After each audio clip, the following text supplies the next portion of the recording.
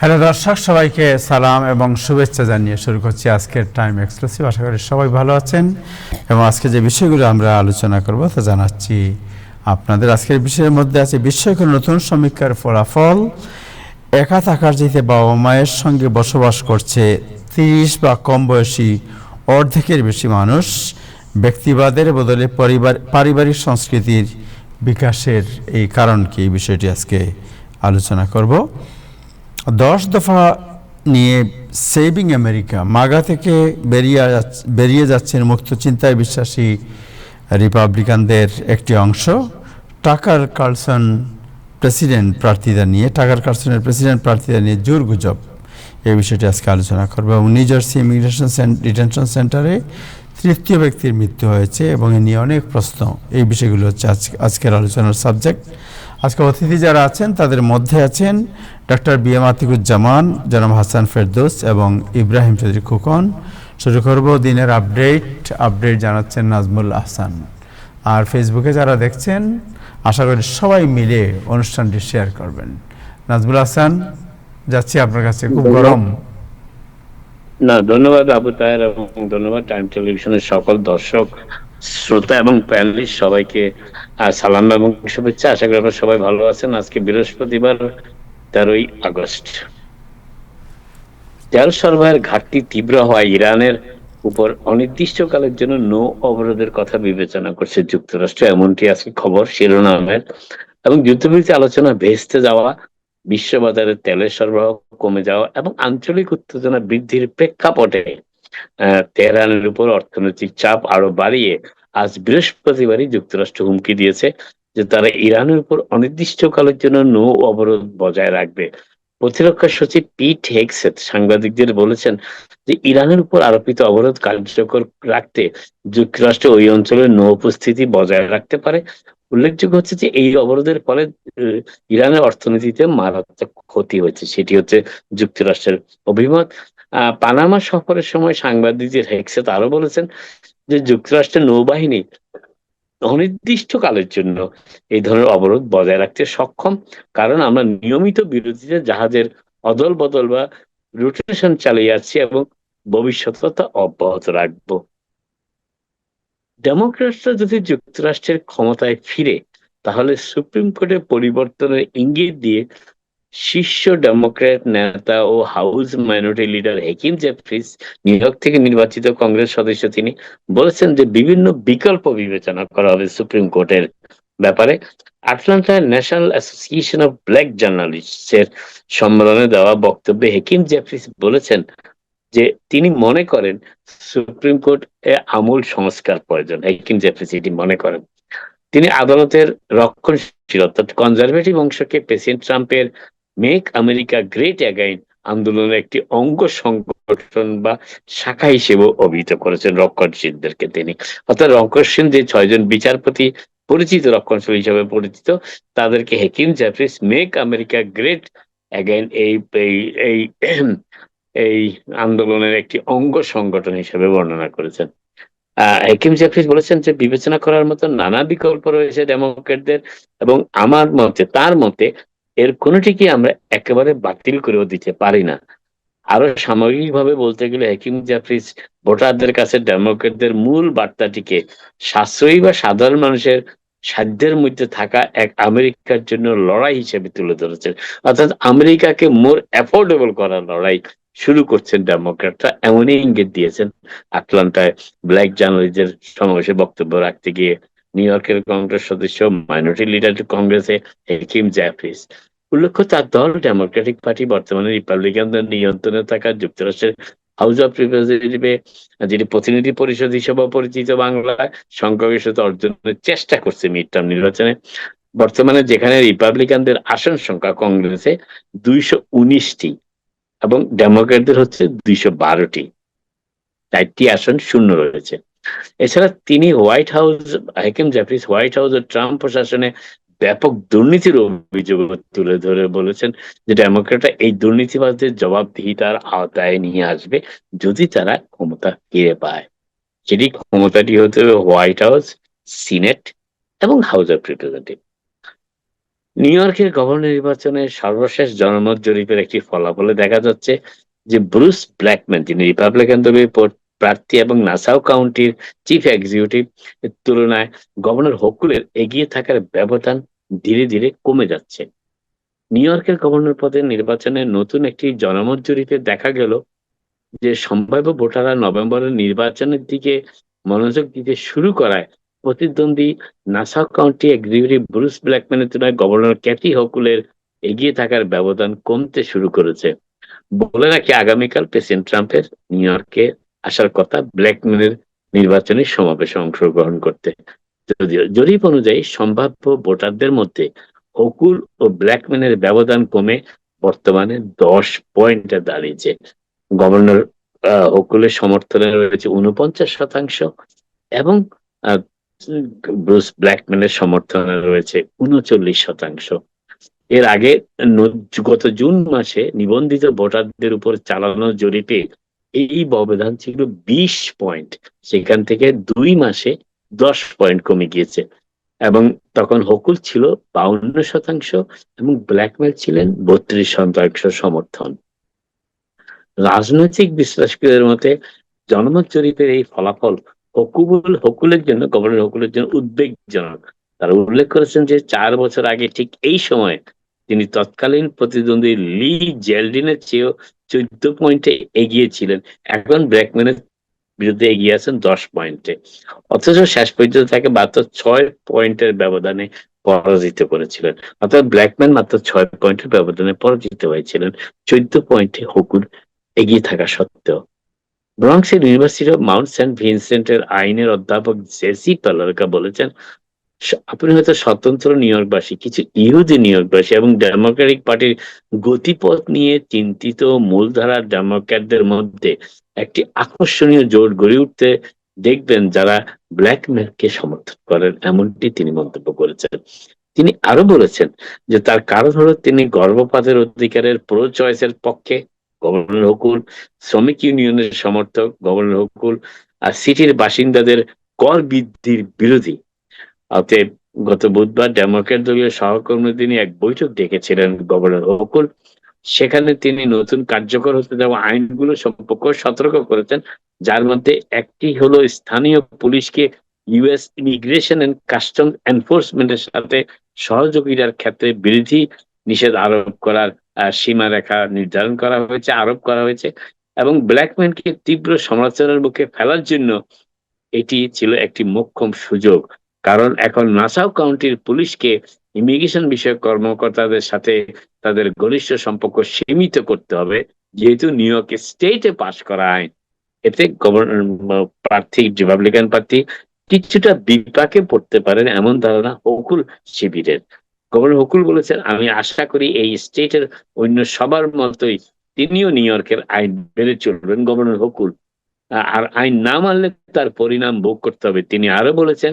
আবার এমনও কেউ আছেন যারা ইচ্ছাকৃতভাবে বিষয়গুলোকে ভুলভাবে উপস্থাপন করেন, আসলে মিথ্যা বললেই একটি মার্জিত রূপ। আর তবে বিষয়টা হচ্ছে যে কিছু পুলিশ ইউনিয়ন ইতিমধ্যেই জানিয়েছেন আপেল স্টেট এবং নাসা কাউন্টির যে তারা গভর্নর হকুল যে আইনে স্বাক্ষর করেছেন ইমিগ্রেশন কর্তৃপক্ষকে, আইস কর্তৃপক্ষকে সহায়তা না করার, সেই আইন তারা মানবেন না। এখন তাদের কি পরিণতি হবে সেটি হচ্ছে দেখার বিষয়। নিউ ইয়র্ক সিটি কাউন্সিলের এক কর্মীকে, আপনাদের অনেকেরই হয়তো মনে আছে, কয়েক মাস আগে আমি এই সংবাদটি দিয়েছিলাম যদিও, যাকে আইস 5 মাস আটক রেখেছিল, তার রাজনৈতিক আশ্রয় মঞ্জুর করেছে আদালত। নিউ ইয়র্ক সিটি কাউন্সিলের এই কর্মী, যার নাম রাফায়েল রুবিও, যাকে যুক্তরাষ্ট্রের ইমিগ্রেশন কাস্টম এনফোর্সমেন্ট আটক করেছিল এবং পরে মুক্তিও দিয়েছিল, তিনি এখন রাজনৈতিক আশ্রয় পেয়েছেন যুক্তরাষ্ট্রে। ডেটা অ্যানালিস্ট বা তথ্য বিশ্লেষক রুবিওকে নিজ দেশে ফেরত পাঠানোর ডিপোর্টেশন প্রক্রিয়া চলছিল।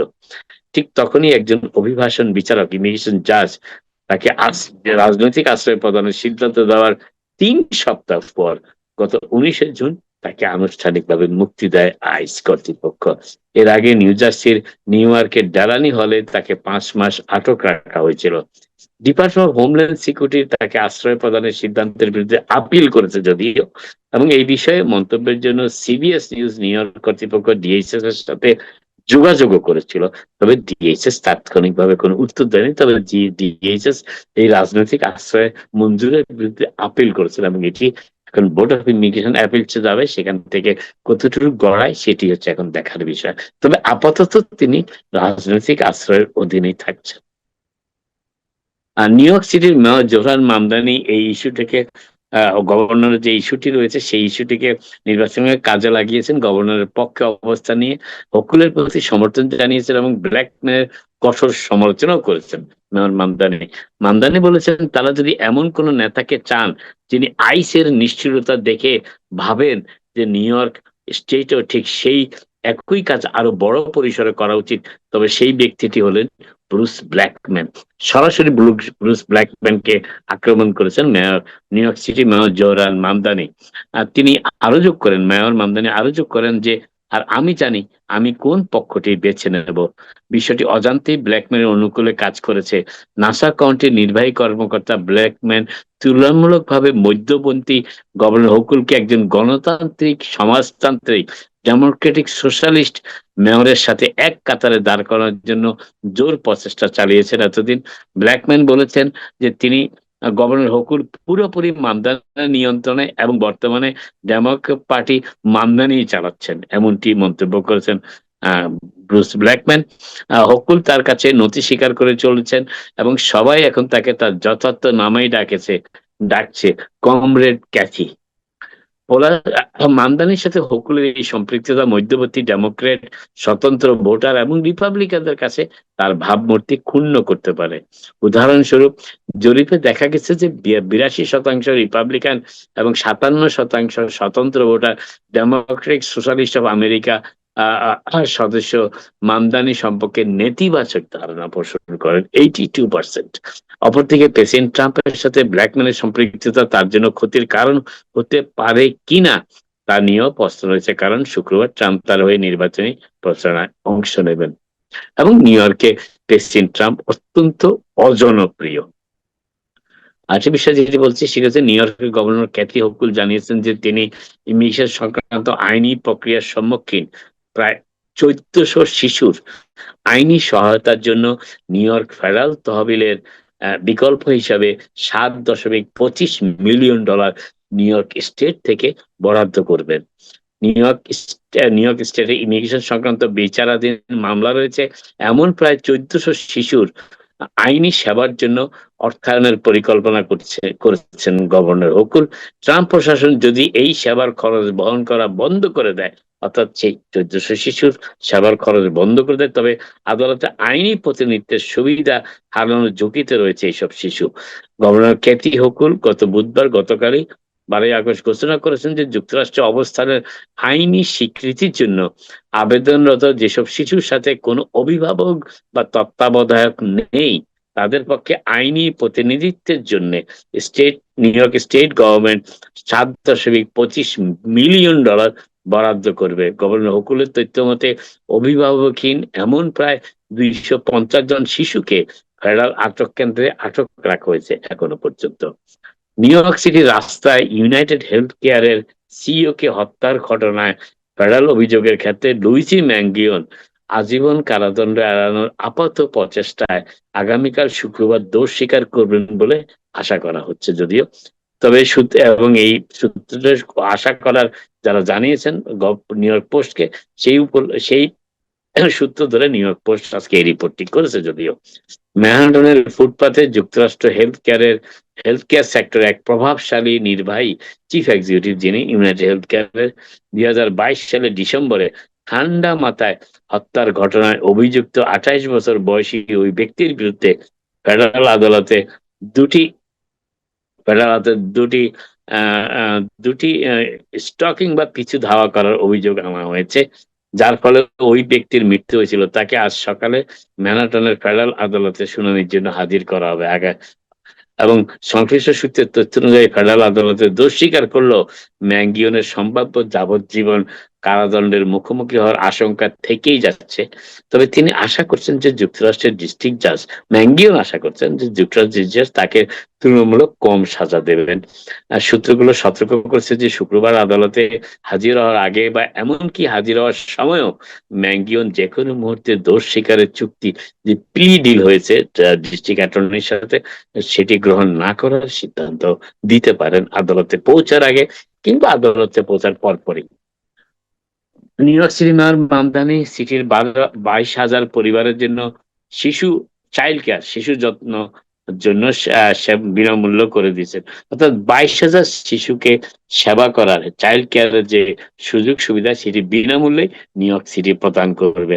নিউ ইয়র্ক সিটির 22,000-এরও বেশি পরিবার যারা চাইল্ড কেয়ার জন্য স্বল্প মূল্যের ভাউচারের উপর নির্ভরশীল, তাদের জন্য এই সেবা সম্পূর্ণ বিনামূল্যে করা হবে বলে আজ বৃহস্পতিবার ঘোষণা দিয়েছে সিটি কর্তৃপক্ষ। অর্থাৎ এখন থেকে আর ভাউচার দেওয়া হবে না, তাদের এই 22,000 পরিবারের শিশুদের বিনামূল্যে চাইল্ড কেয়ার ফ্যাসিলিটি প্রোভাইড করা হবে। মেয়র মামদানি জানিয়েছেন যে আগামী মাস থেকে যেসব পরিবার চাইল্ড কেয়ার সেবাদাতাদের সাপ্তাহিক ভিত্তিতে নির্ধারিত স্লাইডিং স্কেলে ফি প্রদান করে থাকেন, তাদের সেই সব খরচ সিটি কর্তৃপক্ষ বহন করবে। নগর কর্মকর্তারা জানিয়েছেন যে এই উদ্যোগ বাস্তবায়নের প্রথম বছরে সিটির $5.2 মিলিয়ন ব্যয় হবে নিউ ইয়র্ক সিটির। এক বিবৃতিতে মেয়র মামদানি আজকে বলেছেন যে হাজার হাজার পরিবারের জন্য সাপ্তাহিক চাইল্ড কেয়ার ফি মানেই হলো এমন একটি বাড়তি খরচ যা বহন করা তাদের পক্ষে প্রায় অসম্ভব। এই জন্য চিঠি সহযোগিতার হাত বাড়িয়ে দিয়েছে। আপাতত এখানে শেষ করি, আজকে আবার আপনার সাথে কথা হবে। আবার আপনারা সবাই ভালো থাকেন। Thank you Nazmul Hasan, thank you, অনেক ধন্যবাদ। আমাদের সাথে আছেন বিশিষ্ট কলামিস্ট ট্রাম্প সাহেবের উপরে যার বিশেষ আপনার ইব্রাহিম চৌধুরীর বোধহয় একটা প্রশ্ন ছিল। কি প্রশ্ন? ছিল যে যারা সারা রাত্রে না ঘুমায় বিভিন্ন বিষয়ে লেখাপড়া করছেন তাদেরকে একটু গুম গুম, তো এটা মানে আপনার কি জানা কোনো তথ্য আছে যে তথ্যের উপর বলা যেতে পারে যে লোকজন কোনো অনুষ্ঠান পরিচালনার সময় ঘুমিয়ে পড়তে পারেন, এমন একটা ভাব বিরাজ করতেছে? এটা উত্তেজনা যখন সৃষ্টি হবে তখন আপনার চোখেও ঘুমটা তো দেখা যাচ্ছে না, কারণ আপনি গ্লাস পরে আছেন। ইব্রাহিম চৌধুরীও যদি ঘুমিয়ে থাকেন, উনি তো গ্লাস পরে আছেন, ওনারটাও দেখা যাবে না। আপনারটা তো, আপনি তো রাত্রে সানগ্লাস পরেন, রাত্রে সানগ্লাস আমার এটা মেটা গ্লাস, এটা পড়লে আর ওই ইয়ে লাগে না, ওই মাইক্রোফোন লাগে না, তো এই জন্য। আচ্ছা, যাই হোক, প্রশ্নে যাই। নাজমুল হাসান, আপনি যেটা বলছিলেন, সো অ্যাবাউট 6 মাসের উপরে তো হয়ে গেল আমাদের মেয়রের দায়িত্ব গ্রহণ। What is his performance? তার পারফরমেন্স নিয়ে কি মনে হয়? কোন লেভেলে performance? Everyone, in all aspect, community aspect, আপনার এমনি তার নির্বাচনী প্রতিশ্রুতি, ওনার লিডারশিপ। আমরা যেহেতু আমেরিকায় থাকি, আমরা আমেরিকার মার্কিং সিস্টেমটাকে ABC বলে থাকি, রাইট? জি। তো আমি ওনাকে B+ দিতে রাজি। আচ্ছা, B+ অন হোয়াট? মানে পুরো সেক্টরটাই। যেমন ধরো আমি একটা বলি শুরু, যদি কেন B+ দিচ্ছি, সেটা হচ্ছে যে একটা ক্ষেত্র উল্লেখযোগ্য যেটা NYPD ডাটা থেকে বোঝা যাচ্ছে, সেটা হচ্ছে যে নিউ ইয়র্কে আইন শৃঙ্খলা পরিস্থিতির কিছুটা উন্নতি হয়েছে।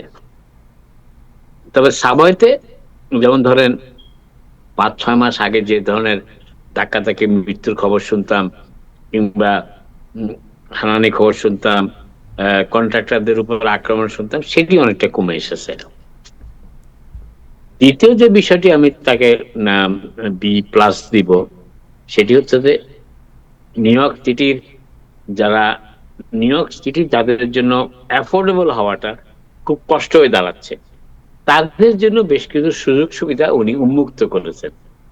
তার মধ্যে একটি হচ্ছে চাইল্ড কেয়ার, একটি হচ্ছে ডে কেয়ার। এই ধরনের ফ্যাসিলিটি গুলোকে তিনি উন্মুক্ত করেছেন, সেটি একটি।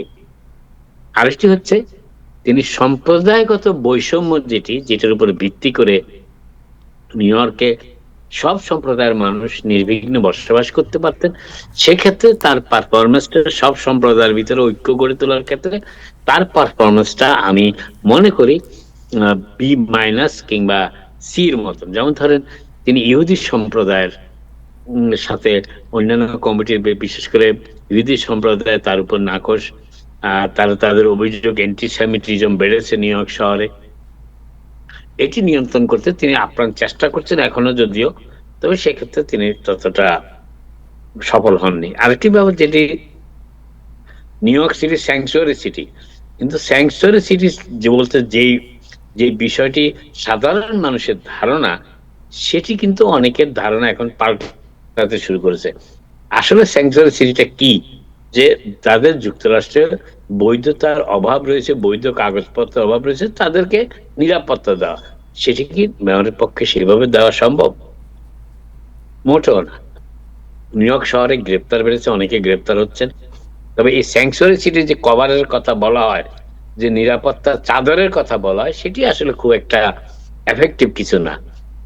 আইস কাউকে ধরতে চাইলে ধরবেই, অ্যারেস্ট করছেই এবং নিয়েও যাচ্ছে, এবং আইসের তাদের নিয়ম অনুযায়ী তারা কাউকে অপরাধী পেলে তাকে গ্রেপ্তার করছে, সেখানে স্যাংচুয়ারির কোনো কাজ আসতেছে না।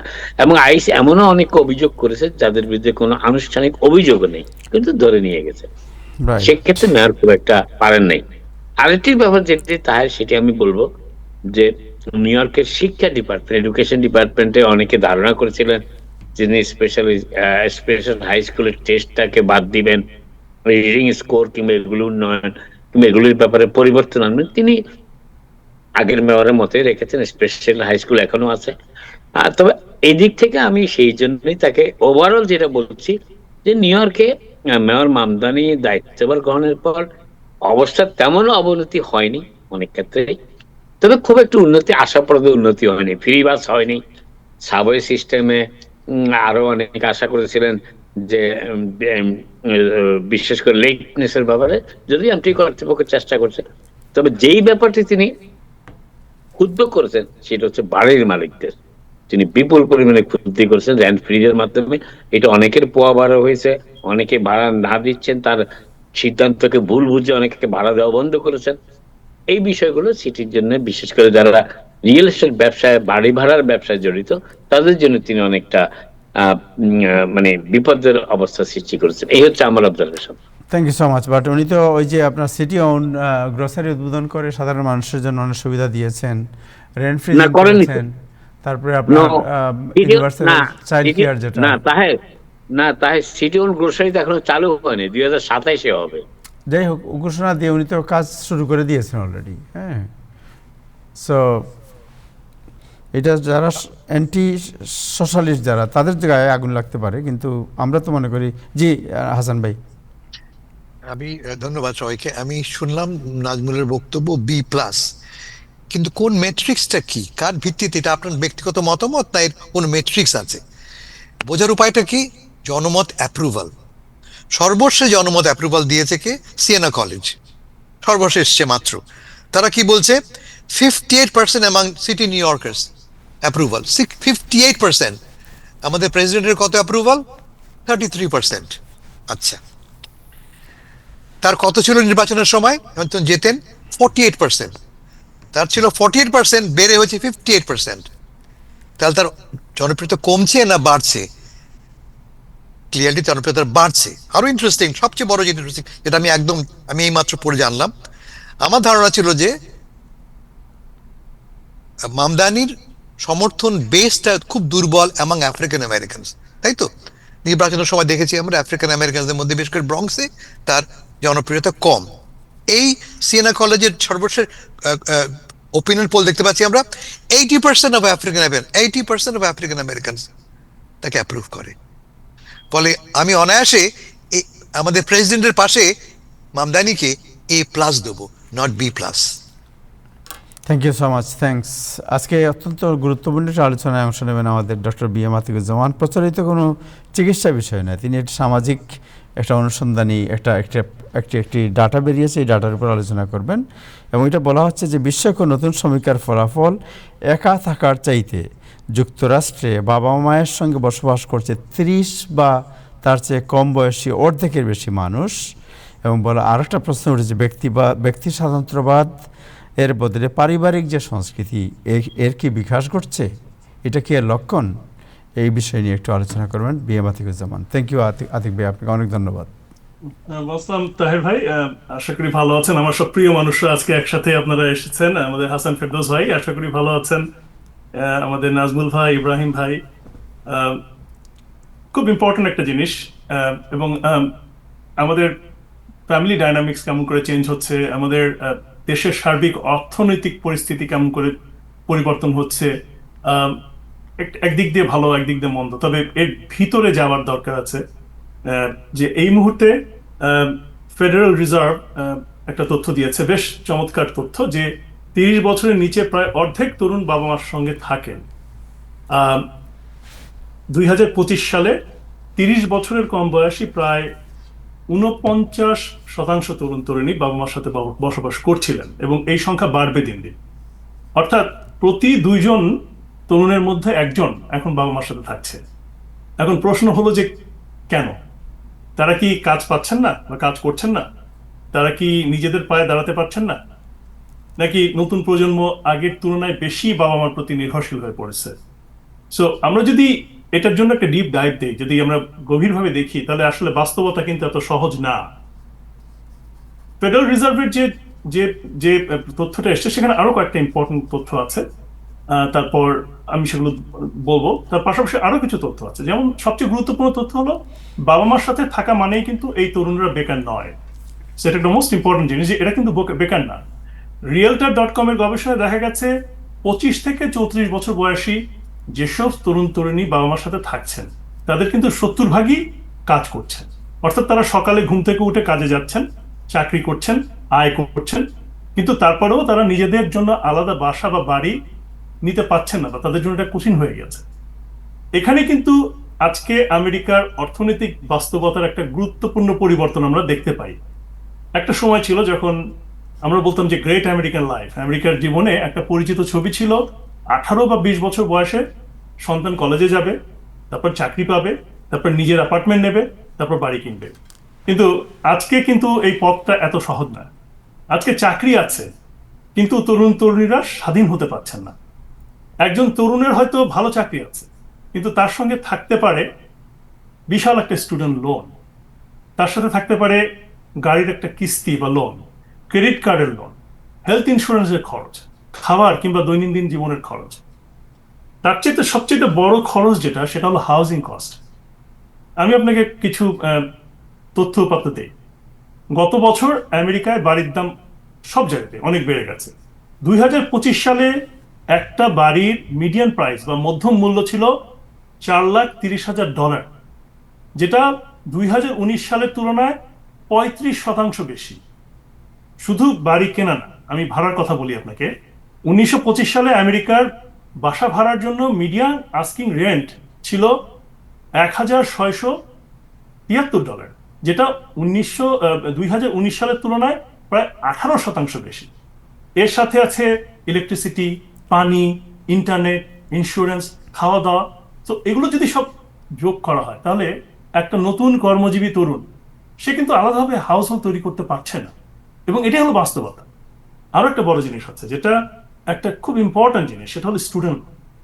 আমাদের তরুণ প্রজন্মরা একটা রিয়েলিটি যেটা, এবং যে কারণে তারা বলতে পারেন যে স্লেভ হয়ে যাচ্ছে, সেটা হলো স্টুডেন্ট লোন, শিক্ষার লোন। অনেক তরুণ তরুণী কলেজ বিশ্ববিদ্যালয় থেকে বের হচ্ছে, এবং বের হওয়ার সময় কয়েক হাজার থেকে কয়েকশো ডলারের স্টুডেন্ট, কয়েকশো হাজার ডলারের স্টুডেন্ট, $200,000-300,000 স্টুডেন্ট লোন নিয়ে কর্মজীবন শুরু করে। তাই প্রথম পেচেক যখন পায়, সাথে সাথেই কিন্তু তারা সেটা তাদের ভবিষ্যৎ জীবনযাপনের জন্য ব্যবহার করতে পারে না। তাদেরকে স্টুডেন্ট লোন শোধ করতে হয়, কার পেমেন্ট করতে হয়, ক্রেডিট কার্ড পেমেন্ট করতে হয়, এবং এর সাথে যোগ হয়েছে হাউজিং মার্কেট কিংবা রেন্টাল মার্কেট। তাহলে এখন প্রশ্ন হচ্ছে যে বাবা মার সাথে থাকা কি খারাপ? আমি মনে করি যে আমাদের দৃষ্টিভঙ্গি একটু পরিবর্তন করা দরকার। বিশেষ করে আমরা যারা দক্ষিণ এশিয়া থেকে এসেছি, আমাদের কাছে তো এটা একটা কমন ফেনোমেনন। আমরা দেখেছি যে কোনো কোনো পরিবারের 3 প্রজন্ম একসাথে থেকেছে, এবং এটা খুব একটা অস্বাভাবিক বিষয় না। বিশেষ করে বাংলাদেশ, ভারত কিংবা পাকিস্তানে আহ, অনেক অনেক পরিবারে আমরা দেখেছি যে সন্তান চাকরি করেছে, বিয়ে শাদী করেছে, তারপর বাবা মার সাথে থাকছে। কিন্তু আমেরিকান কালচারে বা আমেরিকান সংস্কৃতিতে কিন্তু খুব অল্প সময়ে বাড়ি ছেড়ে একটা স্বাধীন হওয়ার একটা প্রবণতা ছিল। বিশেষ করে এটাকে বলা হতো যে অ্যাডাল্টহুডের একটা ইম্পর্টেন্ট চিহ্ন বা মাইল ফলক। এখন অর্থনৈতিক বাস্তবতায় কিন্তু সেই সংস্কৃতিটা পরিবর্তন হচ্ছে। এখন আরেকটা জিনিস আমি আপনাকে বলি, সন্তানরা শুধু যে নিচ্ছে তা না, সন্তানরা কিন্তু দিচ্ছে। এটা মানে আরেকটা ইম্পর্টেন্ট জিনিস যেটা আমাদের পুরনো মানে ধারণাকে বদলে দেয়। পিউ রিসার্চ সেন্টার তাদের গবেষণায় বলছে যে বাবা মার সঙ্গে থাকা তরুণদের 72% যারা থাকে বাবা মার সাথে, তারা পরিবারকে কোনো না কোনোভাবে কিন্তু আর্থিকভাবে সাহায্য করে। এরা কিন্তু অনেকেই বাবা মার রেন্ট পরিশোধ করে কিংবা মর্টগেজ পরিশোধ করে। তাই 28 বছর বয়সের কোনো তরুণ তরুণী যদি বাবা মার সাথে থাকে, তাহলে ধরে নেওয়া ঠিক না যে তারা বাবা মাই তাদের সমস্ত খরচ বহন করছে। হতে পারে যে ছেলে বা মেয়ে মাসে $1000 দিচ্ছে, বাবা মা মর্টগেজ দিচ্ছে, কিন্তু সন্তান দেখা যাচ্ছে যে হাউস হোল্ড যে খরচটা আছে সেটা কিছুটা অংশ তারাও দিয়ে দিচ্ছে। সো এটা কিন্তু একটা ভালো দিক আছে। ভালো দিকটা কি? যদি পরিকল্পিতভাবে একটা ছেলে মেয়ে বাবা মার সাথে থাকে এবং থেকে যদি তারা তাদের সেই লোনগুলো শোধ করতে পারে, এটা কিন্তু একটা ভালো ফিনান্সিয়াল স্ট্র্যাটেজি। ধরেন একটা তরুণ আলাদা অ্যাপার্টমেন্ট নিয়ে মাসে $1800 থেকে $2000 খরচ না করে যদি বাবা মার সাথে থাকে, সেই টাকা দিয়ে সে স্টুডেন্ট লোন শোধ করতে পারে, তার ক্রেডিট কার্ডের লোন শোধ করতে পারে, তার ইমার্জেন্সি ফান্ড তৈরি করতে পারে, ভবিষ্যতের বাড়ির ডাউন পেমেন্টের পয়সা জমাতে পারে। এবং দেখা যায় যে এভাবে যদি সে 3-4 বছর থাকে, সে একটা শক্ত অর্থনৈতিক অবস্থায় চলে যায়। অতএব লিভিং উইথ প্যারেন্টস বা বাবা মার সাথে থাকা আর ফাইন্যান্সিয়াল ডিপেন্ডেন্স এটা কিন্তু এক জিনিস না। তবে একটা সমস্যাও আছে যে অনেকে বলেন যে যে সময় বাবা মা যখন ছেলে মেয়ে যখন বাবা মার সাথে থাকে, অনেকে দেখা যায় যে তাদের যে ব্যক্তিত্বের বিকাশ বা স্বাধীনভাবে থাকার যে একটা প্রবণতা সেটা অনেকে কমে যায়। আরেকটা জিনিস কমে যায়, সেটা হলো ফিনান্সিয়াল রেসপন্সিবিলিটি। অনেকের হয়তো সেটাও কমে যেতে পারে। অনেকে হতে পারে যে ক্যারিয়ারকে তারা প্রোগ্রেস করার জন্য যে একটা আলাদা পুশ করতে হবে, ভবিষ্যতে আরো বেশি আয় করতে হবে, সেটাও কমে যায়। তো এখন প্রশ্ন হলো যে এই যে তরুণ তরুণীরা কে কোথায় থাকছে সেটা না, কথা হচ্ছে যে কে কোথায় যাচ্ছে। যাচ্ছে মানে যে তারা ফিনান্সিয়াল এই যে একটা সুবিধা পাচ্ছে বাবা মার সাথে থাকা, সেটা এটাকে কোন লেভেলে নিয়ে যাচ্ছে, এটা হলো মোস্ট ইম্পর্ট্যান্ট। তো এখানে আমার মনে হয় যে আমাদের বাবা মায়ের কিন্তু একটা ভূমিকা আছে। এটা বিশেষ করে এটা খুব ইম্পর্ট্যান্ট। তাহির ভাইকে আমি ধন্যবাদ দিই যে এরকম একটা ইম্পর্ট্যান্ট টপিকস আপনি নিয়ে এসেছেন। বাবা মার ভূমিকাটা কি হতে পারে? আমি মনে করি পরিবারে এসব নিয়ে খোলামেলা আলোচনা হওয়া দরকার। সন্তান বাবা মার সাথে থাকবে, ভালো কথা, কিন্তু কিছু জিনিস পরিষ্কার থাকা উচিত। সে হাউস হোল্ড এক্সপেন্সের কতটা সাহায্য করবে, সে নিজের ঋণ কিভাবে কমাবে, সে কত টাকা সঞ্চয় করবে, তার ক্যারিয়ার প্ল্যান কি, সে 2 বছর বা 3 বছর পরে নিজেকে কোথায় দেখতে চায়, এই জিনিসগুলো নিয়ে কিন্তু বাবা মার উচিত ছেলে মেয়েদের সাথে একটা পরিকল্পিত ডিসকাশন করা। তাহলে সেক্ষেত্রে তাদের একটা ট্রানজিশন হবে এবং সেটা একটা ইতিবাচক ট্রানজিশন হতে পারে। কিন্তু যদি শুধু কোনো লক্ষ্য ছাড়া বছরের পর বছর এই বাচ্চারা থাকলো এবং তাদের নির্ভরশীলতা যদি বাড়ে, তখন কিন্তু সেটা একটা সমস্যা হয়ে যাবে। তো এখানে আমি শেষের দিকে যেটা বলবো সেটা হলো যে এখানে একটা বড় বিগ পিকচার বা বড় একটা ছবির একটা ব্যাপার, সেটা আমাদেরকে দেখতে হবে। বিগ পিকচারটা কি? যে এই পরিসংখ্যান বা স্ট্যাটিস্টিক্স যেটা আমরা আজকে দেখছি, এটা কিন্তু তরুণদের গল্প না। এটা কিন্তু আমেরিকার অর্থনীতি এবং সমাজের পরিবর্তনের গল্প। মানে একজন full time working class young man, সে একটা অ্যাপার্টমেন্ট নিতে কিংবা একটা স্টার্টার হোম কিনতে এখন হিমশিম খাচ্ছে। আপনি যদি তাকে দোষ দেন তাহলে কিন্তু সমস্যার সমাধান হবে না, এবং এটাই কিন্তু রিয়ালিটি। আমাদের দেখতে হবে এখন যে আয় কতটা বাড়ছে, হাউজিং কতটা অ্যাফোর্ডেবল, স্টুডেন্ট ডেট কতটা বেশি, নতুন বাড়ির সাপ্লাই যথেষ্ট আছে কিনা, কারণ এটা কিন্তু দিন দিন আরো খারাপ হবে। এই কারণে এই যে একটা পয়েন্ট, ট্রানজিশন পয়েন্ট, এটাকে নিয়ে আমাদের ফিনান্সিয়াল রিয়ালিটি আমাদের চিন্তা করতে হবে। জি। সো এই ইম্পর্টেন্ট ব্যাপারটা তাহির ভাই আলাপ করতে বলেছেন। এই 30 বছরের নিচের প্রায় অর্ধেক তরুণ বাবা মার সাথে থাকছেন। এই খবর শুনে আমাদের প্রথম প্রতিক্রিয়া কিন্তু এরকম হওয়া উচিত না যে এই প্রজন্ম নিজের পায়ে দাঁড়াতে পারছে না। বরঞ্চ আমাদের বলা উচিত যে রিয়ালিটি হলো এই প্রজন্ম এখন এমন একটা অর্থনৈতিক বাস্তবতার ভিতর দিয়ে যাচ্ছে যেখানে চাকরি পাওয়া এবং স্বাধীনতা অর্জন করা একইভাবে হচ্ছে না, এবং এই দুটো জিনিস একই না। সো আমার মোদ্দা কথা যেটা বলবো সবার শেষে, যে বাবা মার সাথে থাকাটা কোনো ব্যর্থতার পরিচয় না। আবার শুধু বাবা মার সাথে বাড়িতে থেকেই গেলাম সেটাও কিন্তু কোনো সমস্যা না। এই সময়টাকে এই তরুণরা শিক্ষা, কর্মজীবন, ঋণ পরিশোধ, সঞ্চয় এবং ভবিষ্যৎ পরিকল্পনার জন্য যদি কাজে লাগাতে পারে তাহলে কিন্তু ব্যাপারটা খুব ভালো হবে এবং সামনে যাওয়ার জন্য একটা শক্ত ভিত হবে। তো আমার মনে হয় এই নতুন বাস্তবতাটাকে আমাদের বিচার করতে হবে, বুঝতে হবে এবং এটা নিয়ে খোলাখুলি আলাপ করতে হবে। This is the new reality. Thank you. আসলে আপনি যেটা বলেছেন বিষয়টি অত্যন্ত ইঙ্গিতবাহী, এবং আমার মনে হয় যে ইন ফিউচার যে রিয়েলিটির আসলে this is the one of the best picture of the future reality কী হতে পারে। বর্তমান যে সমাজ, আয়ের সাথে ব্যয়ের যে অসঙ্গতি, এসব মিলিয়ে আগামীর যে আমাদের চ্যালেঞ্জ, এই চ্যালেঞ্জটির খুব বিমূর্ত একটি চিত্র এই রিপোর্টের মধ্যে আছে আপনার। এবং আমার মনে হয় যে আমাদের যারা বর্তমান বাবা মা আছেন, ভবিষ্যতে যারা বাবা মা হবেন, তাদের সবারই এই বিষয়ে এখন থেকে চিন্তা করা ভালো। হাসান ভাই, এনি কমেন্ট? খুব ভালো বলেছেন ডাক্তার সাহেব, খুবই এটা একটা অনায়াসে একটা অপেড হয়ে যেতে পারে আপনি যেভাবে বুঝিয়ে বলেছেন। যেটা আপনি বলেননি তা হচ্ছে যে এই মুহূর্তে আমেরিকায় তরুণদের মধ্যে আনএমপ্লয়মেন্ট রেট অলমোস্ট 10%। এই মুহূর্তে অ্যাভারেজ 10.5%, 9.5% হচ্ছে কি আমেরিকার ইউথদের মধ্যে আনএমপ্লয়মেন্ট। আপনি যে সংকটের কথা বললেন, সংকটের কেন্দ্রে আছে এইটি, এবং সংকট বাড়বে কেন জানেন? এআই আরো বাড়বে, রাইট, আরো বাড়বে, আরো বাড়বে, right. Thank you so much, thank you. Ibrahim সাহেব, আপনার কাছে আসে একটু পরে, কারণ ট্রাম্প সাহেবের কিছু ডিটেনশন পলিসি নিয়ে একটু আলোচনা করবো। যাই হাসান ভাই আপনার কাছে। হাসান ভাই, আজকে একটি চমৎকার রিপোর্ট বেরিয়েছে। রিপোর্টটির যদি আমি আপনার হেডলাইন পড়ি তাহলে উইল টাকার কার্সন রান ফর প্রেসিডেন্ট, প্রশ্নবোধক। দেন একটি রিপোর্টের কয়েকটা লাইন আমি পড়ে শোনাই। সেটা হচ্ছে যে okay, last Wednesday when the popular conspirational podcaster Tucker Carlson released his 10 principles for saving America, right after having been urged by group of MAGA exiles, including Representative Thomas Massie and former Representative Marjorie Taylor Greene, to run for president. So এখানে অনেকগুলো কথা আছে, এর মধ্যে আছে আপনার যে যেমন তিনি বলছেন যে টাকার কাছে ওই আলোচনা, ওইখানে যে আলোচনা হয়েছে তারা বলা হয়েছে both parties have colluded against the population to make their lives better and our lives worse. আপনি পলিটিক্যাল কথাটা শুনেন তা,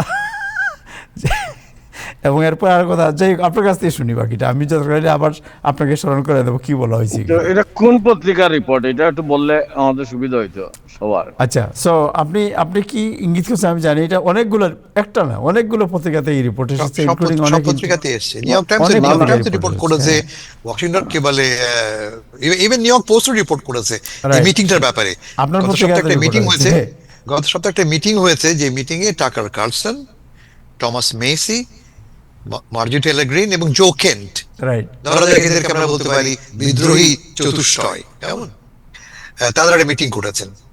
ছবিটা আপনাকে পাঠিয়েছি, ছবিটা আমরা দেখাচ্ছি, আপনারা ছবিটা দেখি তো, এই যে ছবিটা দেখতে পাচ্ছি আমরা স্ক্রিনের মধ্যে। এরা একটা মিটিং করেছেন। মিটিং এর মূল বক্তব্য হচ্ছে যে একটা থার্ড পার্টি লঞ্চ করতে হবে। আপনারা জানেন যে গত মাসেই আমাদের কার্লসন সাহেব বলেছিলেন যে তিনি ভাবছেন বা তিনি সমর্থন করবেন যদি একটা থার্ড পার্টি লঞ্চ করা হয়। থার্ড পার্টি কেন দরকারটা কি?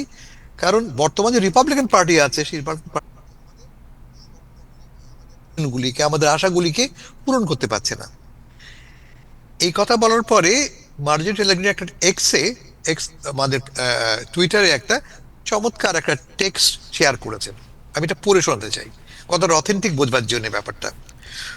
উনি বলছেন, এটা Marjorie Taylor Greene, we said no more foreign wars, আর যুদ্ধ নয়, and we meant it and supported Donald Trump because he made that promise. Trump সাহেব বলেছেন যুদ্ধ টুদ্ধ হবে না আর, তাকে সাপোর্ট করেছি আমরা, but he has বিট্রেইড us all. তিনি আমাদেরকে হতাশ করেছেন। Hour commitment is America first for all Americans. আমাদের কমিটমেন্ট কি? আমেরিকা ফার্স্ট, ইসরায়েল ফার্স্ট না, all Americans, left, right and centre, তিনি বলছেন।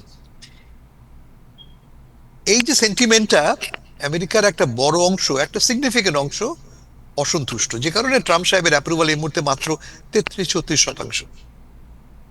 নট ইভেন 1/3 অফ আমেরিকানস তাকে অ্যাপ্রুভ করে। মূল কারণ হচ্ছে, যেটা একটু আগে কথা বললাম আমরা, অ্যাফোর্ডেবিলিটি। এই যে একটু আগে ডাক্তার কথা বলে গেলেন, তরুণদের মধ্যে যেই বেকারত্ব, তরুণদের মধ্যে যে আয়ের সংকট, তারাই হচ্ছে প্রধান চালিকা শক্তি এই অসন্তুষ্ট ভোটারদের, even among Republicans, forget about Democrat, সেটা স্বতন্ত্র প্রশ্ন। রিপাবলিকানরা যারা ডোনাল্ড ট্রাম্পকে 2016 সালে, 2020 সালে, 2024 সালে সমর্থন করেছিল, তারা এখন বলছে যে না, তুমি তোমার কমিটমেন্টে রাখো নাই। আমাদের চেয়ে তোমার কাছে বেশি জরুরি হয়ে পড়েছে কোনটা? ইসরায়েল। যুদ্ধ হবে না তুমি বলেছিলে, যুদ্ধ হচ্ছে। বলেছিলে 4 সপ্তাহ, 6 মাস হতে চললো, যুদ্ধ বন্ধের কোনো শেষ নেই। আপনারা দেখেছেন 2 দিন আগে জাহাজে কি হয়েছে, নৌবাহিনী জাহাজ লিঙ্কনে এক সৈন্য জাহাজ থেকে লাফ দিয়ে পানিতে পড়েছে, কারণ তারা 5 মাস ধরে ডিউটি করছে। বলেছিল কি 4 সপ্তাহ। ফলে এটা এক ধরনের মিউটিনি, এক ধরনের বিদ্রোহ দেখতে পাচ্ছি আমরা, ইভেন অ্যামং সোলজার্স। এই পরিপ্রেক্ষিতে টাকার কার্লসন সাহেব তিনি বলছেন না, আমি প্রেসিডেন্ট হব না। তিনি বলছেন, কিন্তু তাকে প্রেসিডেন্ট বানানোর জন্য একটা ক্যাম্পেইন চলছে। আমি আপনাকে একটা স্টিকার পাঠিয়েছি তাহের সাহেব, সেটা দেখাতে পারেন? দেখেন যে একটা স্টিকার আছে, টাকার কার্লসন ফর প্রেসিডেন্ট 2028। আচ্ছা, একটা ক্যাম্পেইন, এটা যে দেখাচ্ছে যে আপনি কথা বলুন, তার একটা ক্যাম্পেইন শুরু হয়েছে টাকার কার্লসনকে রিক্রুট করবার জন্য। উনি কি করেছেন? গত সপ্তাহে একটা উনি ম্যানিফেস্টো প্রেজেন্ট করেছেন। কি তিনি চান বলেন যে আমি প্রেসিডেন্ট হব, কিন্তু আমি কি চাই। নর্মালি কি হয়, প্রেসিডেন্ট হবার আগে, ক্যাম্পেইন শুরু করবার আগে আপনি আপনার প্রোগ্রাম লঞ্চ করেন। উনি তার প্রোগ্রাম লঞ্চ করেছেন। প্রোগ্রামটা কিরকম তিনি বলছেন, তার 10 দফা, অ্যাবস্ট্রাক্ট, ফিলোসফিক্যাল। আমি জাস্ট উল্লেখ করছি, ব্যাখ্যা না পরে করা যাবে। কি তাই থাকতে পারে তাদের?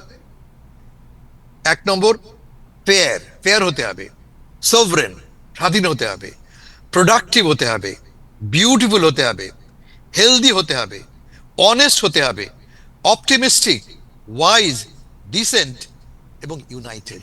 এই 10 দফা তিনি প্রস্তাব করেছেন। খুব ভালো ভালো প্রস্তাব তিনি, কিন্তু কার দিকে লক্ষ্য করে তিনি কথাগুলি বলছেন? That America is not fair right now, that America is not sovereign right now, that America is not productive right now, it's not even beautiful, it's not honest, it's not optimistic. কার দিকে লক্ষ্য করা? Clearly আমাদের বর্তমান president, বর্তমান Presidency, বর্তমান সরকারের দিকে লক্ষ্য করা। বটম লাইনটা কি হচ্ছে, যে যারা এক সময় ট্রাম্প সাহেবকে সমর্থন করেছিল, তারা ডিসিলিউশন, তারা হতাশ হয়ে পড়ছে। তারা এখন ভিন্ন পথ খুঁজছে, ঠিক যেমন ঘটছে অ্যামাং ডেমোক্র্যাটস। তাদের মধ্যেও কিন্তু প্রতিবাদ বাড়ছে, প্রাতিষ্ঠানিক প্রার্থীদের ব্যাপারে অসন্তোষ বাড়ছে। এখন প্রশ্ন হচ্ছে যে টাকার কার্লসন কি 2028 সালের প্রার্থী হবেন? আমার ধারণা হবেন না। তিনি খুব কমফোর্টেবল লাইফ লিড করেন, তিনি $1 মিলিয়ন আয় করেন তার পডকাস্ট থেকে, তার কোনো প্রয়োজন নাই। কারণ নির্বাচন মানে ভীষণ কঠিন একটা ব্যাপার। সারাদিন আপনাকে ছুটতে হবে টাকার পেছনে, ভোটের পেছনে, মিডিয়ার পেছনে। তা তিনি করবেন? আনলাইকলি। কিন্তু গ্লোরি এমন একটা জিনিস, মৃতপ্রায় মানুষকে চাঙ্গা করে তোলে। দেখা যাক কি দাঁড়ায়। Thank you. সো আপনি কি মনে করেন হাসান ভাই, যে উনি যে প্রক্রিয়া যাচ্ছেন, এখানে বলা হচ্ছে যে ট্রাম্পের বিরুদ্ধে ট্রাম্প যদি প্রেসিডেন্টের কোনো উদ্যোগ নেন, কাউকে সাপোর্ট করেন, যেমন মার্কো রুবিও, তাহলে তিনি হয়তো তার বিরুদ্ধে দাঁড়াবেন। কিন্তু যদি জেডি ভ্যান্সের সাথে তার যে রিলেশন, এই রিলেশনে যদি তিনি জেডি ভ্যান্স যদি সামনে প্রেসিডেন্ট পদে আসেন, তাহলে হয়তো তিনি তার বিরুদ্ধে যাবেন না। What is the equation? কারণ জেডি ভ্যান্স এবং টাকার কার্লসন ফিলোসফিক্যালি একই বলয়ে বাস করেন। লক্ষ্য করে দেখবেন জেডি ভ্যান্সের সাথে কিন্তু ট্রাম্প সাহেবের দূরত্ব আছে। On war for example, Iran যুদ্ধের ব্যাপারে জেডি ভ্যান্স সম্পূর্ণ ভিন্ন একটা অবস্থান গ্রহণ করেছেন। জেডি ভ্যান্স ওপেনলি বলেছে ইসরায়েলকে সাপোর্ট করা যাবে না। ফলে ফিলসফিক্যালি, আইডিওলজিক্যালি জেডি ভ্যান্স এবং গ্রুপে বিলং করেন। সে কারণে তিনি কোয়াইট লাইকলি জেডি ভ্যান্স যদি ক্যান্ডিডেট হন তিনি কম্পিট করবেন না। বাট আমাদের জিয়া সাহেব কি বলতেন, নির্বাচন পলিটিক্স শেষ বলে কোনো কথা নাই, তাই না? জি শেষ বলে কোনো কথা নাই। ফলে আই থিঙ্ক যদি মোমেন্টামটা গ্রো করে, তার সমর্থনের মাত্রা বাড়ে, সেক্ষেত্রে টাকার কার্ডসন হয়তো তার মতামত বদলাতেও পারেন। রাইট। ইব্রাহিম চৌধুরী কুমার সাহেব, আপনি তো প্রগতিশীল রিপাবলিকান সম্ভবত না? আপনি গুড়া মানে না, রক্ষণশীল? আমি কোনো রিপাবলিকান না, বাট আপনার প্রশ্নটা কি বলেন?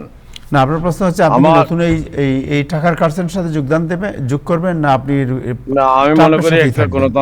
গণতন্ত্রের সুস্থতার জন্য ইন্টার পার্টি ডিবেট এগুলো খুবই জরুরি। এবং যে জনগণের বা রিপাবলিকান দলের যে প্রত্যাশা নিয়ে ডোনাল্ড ট্রাম্প ক্ষমতায় গিয়েছিলেন, অনেকেই সে প্রত্যাশা পূরণ হয় নাই। এই নিয়ে যে ইন্টার পার্টি ডিবেট এটা চলতেছে, এটা আমি মনে করি রিপাবলিকান পার্টির জন্যই খুবই স্বস্তিকর এবং খুবই ভালো জিনিস। মানে স্বাস্থ্যকর এটা বলছেন আপনি? জি, খুবই স্বস্তিকর, স্বাস্থ্যকর, ভালো জিনিস। জি। জি। সো একটু জানতে চাই যে আপনার আইস ডিটেনশনে এই আরেকজন লোক মারা গেছেন। So what is the news, কি হচ্ছে? এটা খুবই দুঃখজনক যে আমরা জানি যে নোয়ারকে একটা ডিটেনশন সেন্টার, এবং এখানকার আইন প্রণেতারা, লোকাল অথরিটি, লোকাল মানবাধিকার গ্রুপগুলো এই ডিটেনশন সেন্টার না করার জন্য বা উঠিয়ে দেওয়ার জন্য দাবি করে আসতেছিলেন। কিন্তু এর মধ্যেই গত ডিসেম্বরে একজন মারা যান, 2-3 মাস আগে একজন মারা যান, এবং এর মধ্যেই গত 2 সপ্তাহের মধ্যে আরেকজন মানে ডিটেইনি এখানে মারা গেছেন। এবং এইসব মৃত্যুর দায় কেউ নিচ্ছে না। এটা খুবই দুঃখজনক। এবং এইসব বিষয়ে মানে আমাদের সোচ্চার হওয়া উচিত। মানুষ যাতে সে যদি ধরা পড়ে, সে সুস্থ মানুষের চিকিৎসা পাবে। এই দেশ তো একটা নৈরাজ্যের দেশ হতে পারে না। এবং এই দেশের যেখানে স্বাস্থ্যগত সমস্যা পড়বে, প্রপার অথরিটি তাকে হাসপাতালে নেবে, রাষ্ট্র তাকে নিশ্চয়তা দিয়েছে তার চিকিৎসার, তার বিপন্ন অবস্থায় তার পাশে দাঁড়ানোর। এই অবহেলাগুলো খুঁজে দেখা দরকার আমি মনে করি।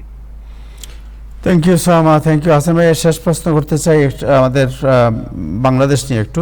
বাংলাদেশে আপনি কি মনে করেন যে ভারতের রাষ্ট্রদূতের সাথে প্রথম সাক্ষাৎ করলেন, মানে প্রথম সাক্ষাৎ ভারতের রাষ্ট্রদূত সাক্ষাৎ করেছেন প্রধানমন্ত্রী তারেক রহমান সাহেবের সাথে, এবং উনি ওই দিনই ফিরে গেছেন। মনে হচ্ছে যে একটা ডায়ালগ শুরু হয়েছে বর্তমান সরকারের সাথে ভারতের, দীর্ঘ এক ধরনের বিতর্ক এবং আপনার আইস মানে শীতল সম্পর্কের পরে।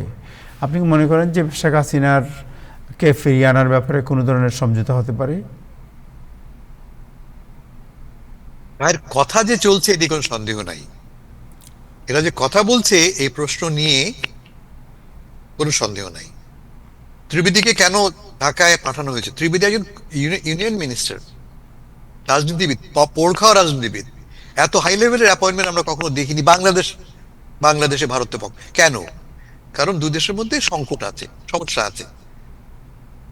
সংকট সমাধানের জন্য ত্রিবেদী, যিনি চমৎকার পাবলিক রিলেশন জানেন,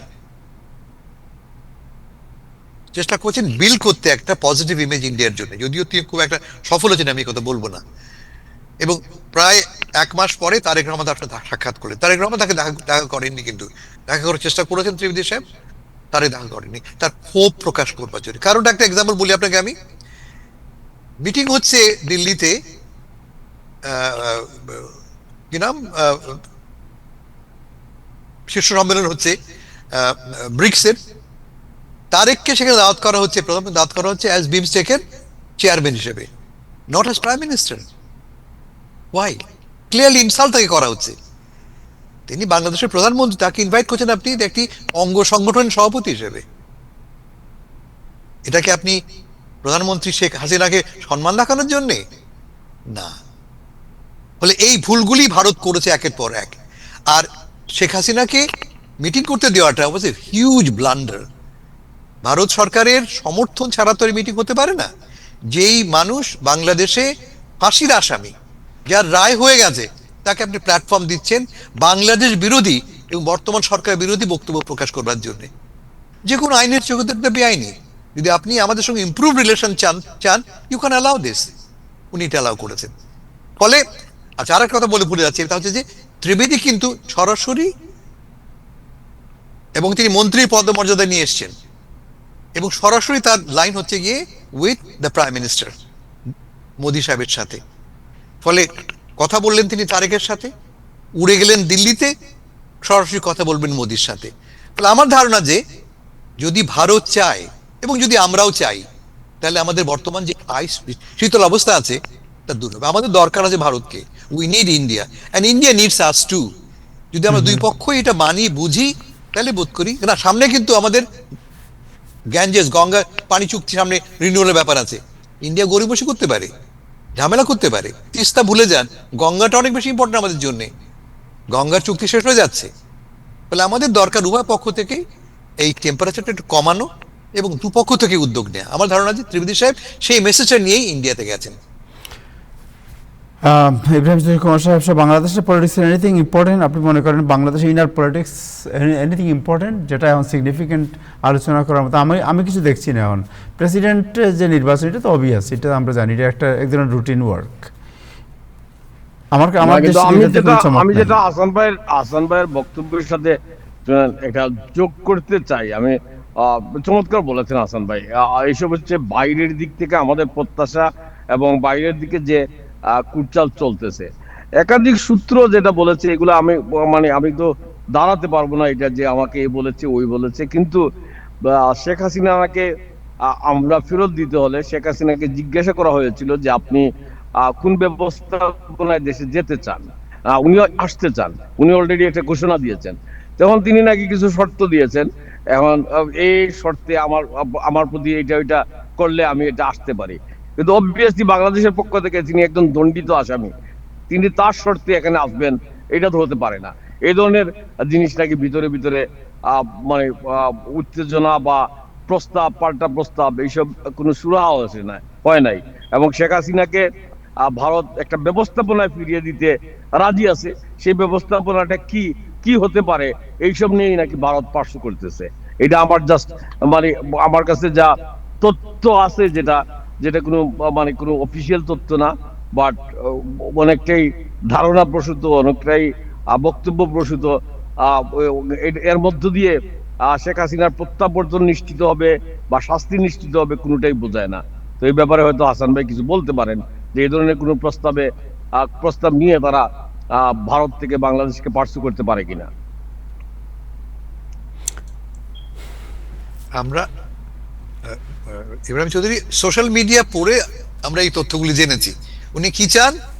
সোশ্যাল মিডিয়া দাবি অনুসারে উনি যমুনায় ফিরতে চান।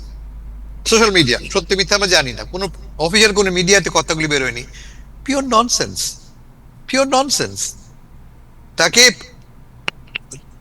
4টা প্লেন প্রহরা দিয়ে আমাদের পশ্চিমবাংলার মুখ্যমন্ত্রী বলেছেন প্রধানমন্ত্রী সম্মানে তাকে বাংলাদেশে ফেরত পাঠানো হবে।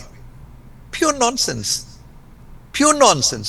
1400 লোক মেরে এই মহিলা ভারতে আশ্রয় নিয়েছে, তাকে আমরা 4টা প্লেন দিয়ে পাহারা দিয়ে শাহজালাল বন্দরে, বিমানবন্দরে নামাবো এবং তাকে যমুনায় আশ্রয় দেবো? তাহলে কার প্রতি বিট্রে করা হবে? কার রক্তের প্রতি বিট্রে করা হবে? এই 1400 মানুষের। তাহলে কেন আন্দোলন করলাম? মোর ইম্পর্টেন্টলি নির্বাচন হয়ে গেছে, দেশের মানুষ ভোট দিয়ে সরকার গঠন করেছে 5 বছরের জন্য। একজন প্রাক্তন প্রধানমন্ত্রী পদত্যাগ করে ফিরে গেছেন, ফিরে আসবার জন্য নয়। তাকে ফিরে আসতে হবে, যেটা আপনি বললেন, দণ্ডটাকে ফেস করবার জন্য। ঠিক আছে, তিনি আসুন, জেলে যান, অ্যাপিল করুন।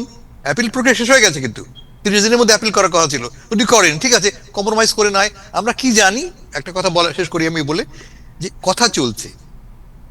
এই যে কিছুদিন আগে ঘুরে গেলেন আমেরিকান বিশেষ দূত, বিশেষ বার্তা নিয়ে তিনি এসেছিলেন। তিনি দেখা করেছেন কার সাথে?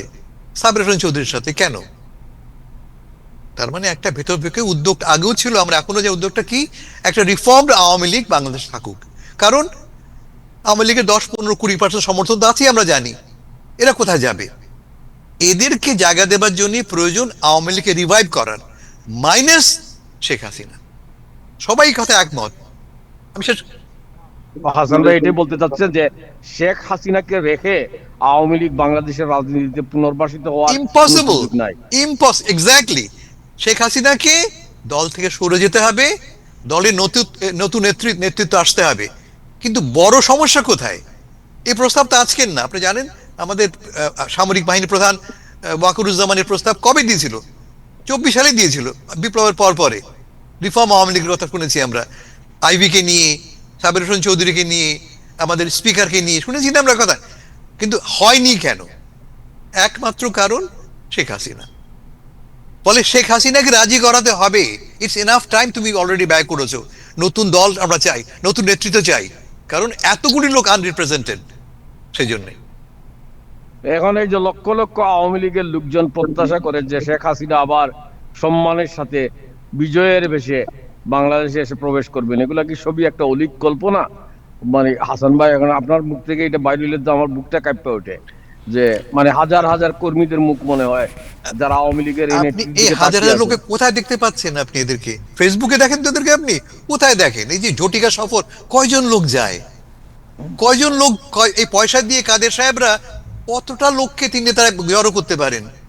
কোথায় তারা আন্দোলন করেছে? এই যে 5ই আগস্ট এক জায়গায় আগুন তারা দিয়েছে, এই আগুন দেওয়াটা সিম্বলিক হয়ে গেল ভিক্টরি। কোথায় এরা আছে? আমি মানি বাংলাদেশে 10-15 মেবি 20% মানতে রাজি আছে, সমর্থন আছে, কিন্তু মানতে এটা হবে তো যে এদের হাতে রক্ত আছে। এবং আওয়ামী লীগের আওয়ামী লীগের সাধারণ মানুষের মধ্যে তাদের নেতৃত্বের বিরুদ্ধে তো খুব আছে। এটা আপনারা কথা বলেন না কেন? আপনি বলেন, আপনি দেখে বলেন না। কিন্তু এই কথা এইসব কখনোই নেতারা প্রকাশ নাই।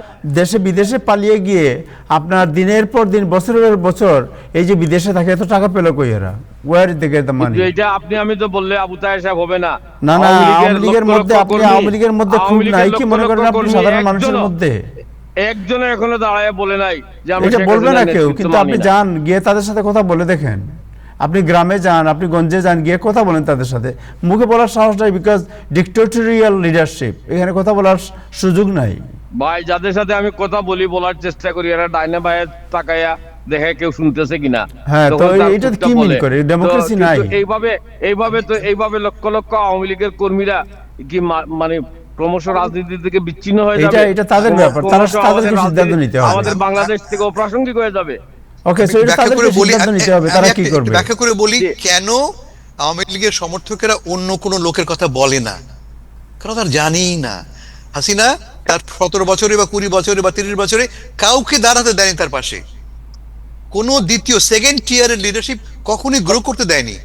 কাকে বেছে নিয়েছে সব সময় অযোগ্য লোক তার পাশে রেখেছে। কাদেরকে সে বানিয়েছে কি দলের সেক্রেটারি জেনারেল। এটা হতে পারে কখনো? কাদের সাহেবের মতো একটা লোককে দলের মহাসচিব বানানো যায়? কেন বানিয়েছেন তিনি? যাতে করে তিনি বশংবদ হন, ভিন্ন কথা না বলেন। এবং আমরা যারা বাইরে থাকি, দ্বিতীয় কোনো লোককে দেখিনি, আমরা দ্বিতীয় কোনো মানুষকে দেখিনি যাকে বলতে পারি এই লোকটি সিম্বলাইজ করে দলকে। সেই জন্যই তো ইটস অ্যাবাউট টাইম এই দলের ফেসটা বদলাক। আসান ভাই, আমি বাংলাদেশের একজন রাজনৈতিক কর্মী হিসেবে আমার কোনো করুণা নেই যারা লুটপাট করেছেন, যারা মানে দলবাজি করে মানুষ মেরেছেন, দুর্নীতি করেছেন। কিন্তু লক্ষ লক্ষ রাজনৈতিক কর্মী নির্দোষভাবে আজকে যে পরিস্থিতিতে পড়েছে, এদের উত্তরণ নিয়ে আমি প্রায় ভাবি, আমি জানি না এদের এদের এদের সামনে এগোবার রাস্তা কোনটা। সামনে বের হওয়ার রাস্তা তো ওনাদের বের করতে হবে, ওনাদের কথা বলতে হবে যে হাউ দে ওয়ান্ট ইট। ওনারা যে কথা না বলেন, সারাক্ষণ চোখ মুখ কান বন্ধ করে বসে থাকেন, তাহলে কি সমাধান হবে? ওনাদের মধ্যে থেকে বেরিয়ে আসতে হবে। ওনাদের প্রেসিডিয়াম আছে, একটা ডেমোক্রেটিক পার্টি। ওনাদের নেত্রীকে নিয়ে এখন ঐক্যবদ্ধ আছেন, এর কোনো বিকল্প ওনাদের কাছে আর নাই। সো একটু আগে তো ওইটাই বলা হলো যে বিকল্প লিডারশিপ যদি আপনি ক্রিয়েট করতে না পারেন, এটা তো আপনার ফেলিয়ার। যে দায়িত্বটা আপনার ছিল সেকেন্ড টিয়ারটা বানানো, আপনি বানান নাই। আমরা যদি হাসান ভাই মনে রাখি, আমরা 75 বড়